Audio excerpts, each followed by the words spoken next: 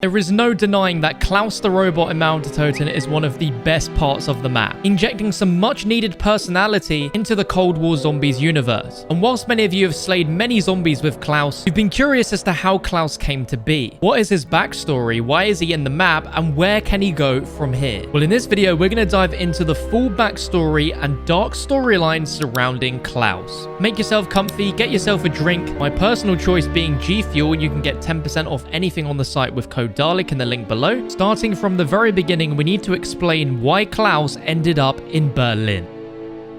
This first began on January 8th, 1985, where Agent Rico, a CIA operative working at the safe house in Berlin, recovered a communique this evening at one of their dead drops. He doesn't believe it was meant for them, as it was addressed to the Office of Requiem and details a Project Janus. Firstly, Agent Rico doesn't know what an Office of Requiem is. He checked the mainframe, but he doesn't have clearance, and Project Janus questions if this is real, as there's some pretty insane stuff, ending his email asking if headquarters can look into this. Skip forward 4 days to January 12, 1985. Agent Rico and the rest of the CIA team receive a suspicious blueprint for a robot called Klaus from the Unnatural Sciences Division from the Office of Requiem. This blueprint details both new version notes to Klaus's performance as well as outstanding issues. This including a dramatic improvement to marksmanship, hand-to-hand combat improvements, obeying basic orders, durability and strength improvements,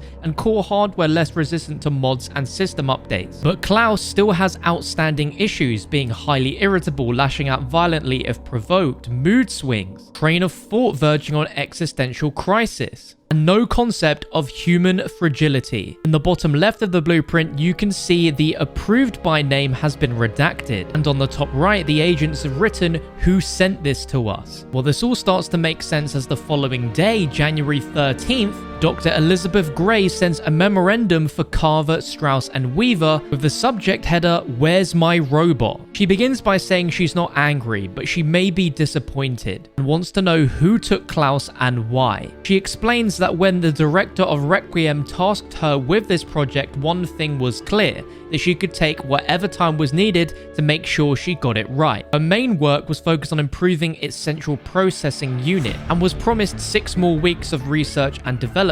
But during her lunch break, she noticed that someone broke into her lab and took Klaus, warning that if someone else has taken him believing he's ready for the big show, they've bitten off more than they can chew. Whilst massive improvements have been made to his combat abilities, there's still basic concepts of human interaction that Klaus was only just beginning to grasp. Dr. Gray is completely oblivious to the fact that the director himself took Klaus for use in Berlin. Weaver warns this to Dr. Gray at the bottom of her letter, saying that he doesn't know anything beyond that and that she should burn this and delete any record of it from the mainframe. Weaver's suspicions are proven true with a CIA memorandum sent from the Secretary of the Executive Office to the director, confirming that along with the Cerberus wonder weapon, Klaus has been successfully packaged and shipped to Berlin with an expected delivery date of January 28th.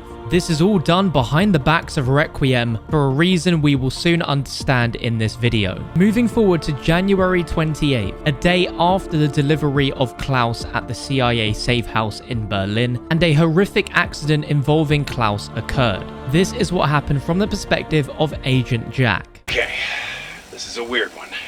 So weird that for the benefit of the record, I would like to make it 100% clear that my recent psychiatric evaluation cleared me for active duty in my current role, and any other duties the CIA deems necessary.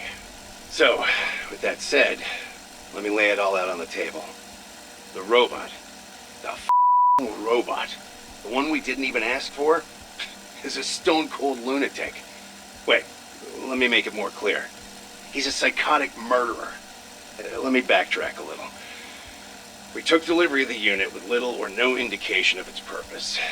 All we got was a note from some department called Requiem stating that he was being assigned to us.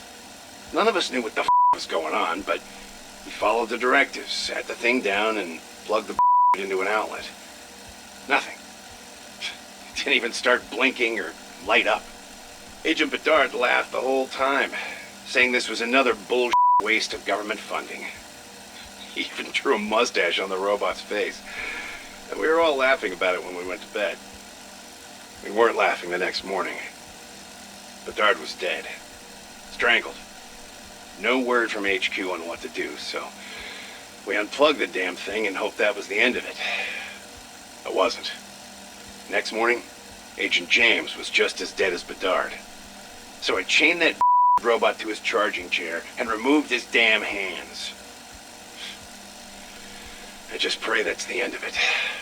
Unfortunately for Agent Jack, that was not the end of it. These poor CIA safe house workers have been delivered a robot with no idea who it came from, with no idea on purpose on what to do with it, and no control over its psychotic behavior. Agent Jack removes Klaus's hands, and I hope that puts an end to Klaus's erratic behavior. Following on from this incident, Agent Jack went to his bedroom in hotel room 305 to unwind and calm himself down from the events that occurred earlier in the day. Little did he know what surprise awaited him.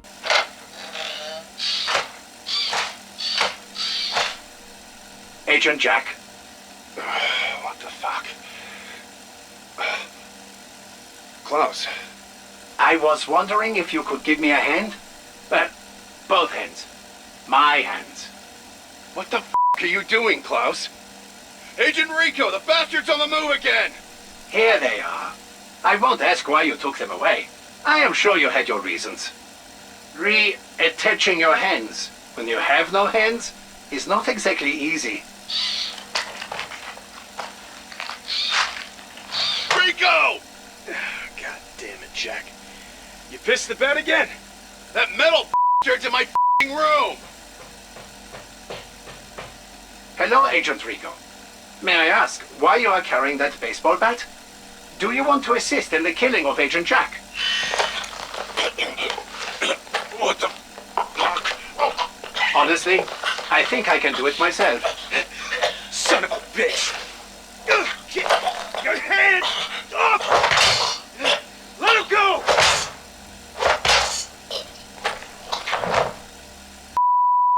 At this point, Agent Rico is the only surviving agent after what seems to be Klaus's uncontrollable spouts of violence.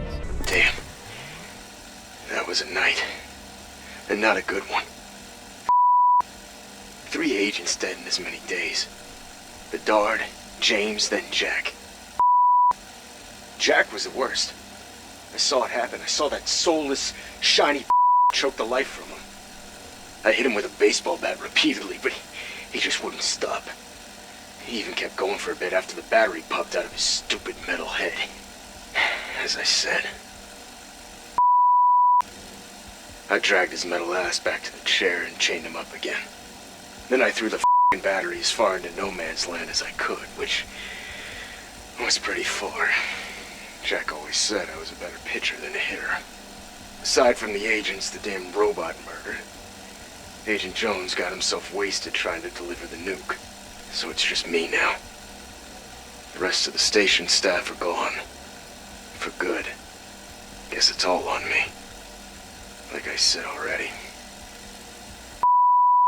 At this point, Agent Rico is the only surviving agent at the CIA safe house in Berlin. He's taken every precaution to try and stop Klaus, throwing out his battery and dragging him back to the chair and chaining him up. And this is why when we play Mauer Der Toten, we have to recover the battery Agent Rico popped out of him, as well as the hands that he used to murder Agent Jack. But why is Klaus so obsessive on killing? And why was he sent to Berlin? Well, we get all those questions answered when we look at the final moments of the ending for Mauer Der Toten. On the director's screen under group memo, we see that Agent Klaus completed his mission, and that Project Janus may now proceed unimpeded. The discovery of documentation on Project Janus by the CIA operatives in the safe house in Berlin scared the director of Requiem. He doesn't want another soul knowing about this project aside from him taking matters into his own hands. He stole Klaus from Gray's lab and gave it a mission. And we know this from the decoded message of J Cypher 2, with the subject "Complete your mission.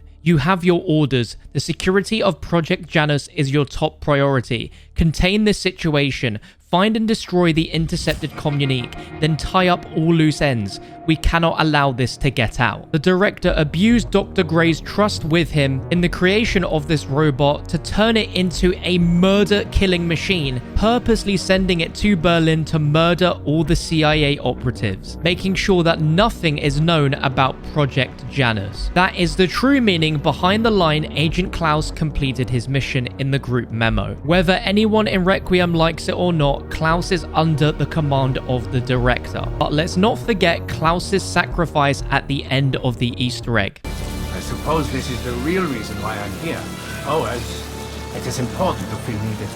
He mentions that this is the real reason why he's here, sacrificing himself by taking the inversion warhead to the Dark Ether portal and closing it in Berlin. And whilst he says goodbye, his final words open up some interesting perspective onto if we will see Klaus again. And I have a sneaking suspicion that we will. Taking everything in mind with regards to the director controlling Klaus, he only sent Klaus there to kill off the CIA safe house members to stop Project Janus from leaking. And it's unclear if Klaus's purpose was ever to help get rid of Valentina for good. He is in the Dark Ether now, but is very different to anything else that has entered the Dark Ether before. He is not a human being, he's a machine, and there's no reason to doubt he can survive within the Dark Ether. Looking towards the future in the context of Project Janus, it originates from Roman mythology as the god of beginnings, gates, transitions, time, duality, doorways, passages, and endings. There is nothing to say that down the line, the director can call upon Klaus and use the inversion warhead to open his own gateway into the Dark Ether. There are several ways we can look at what the purpose of Project Janus is, but the likelihood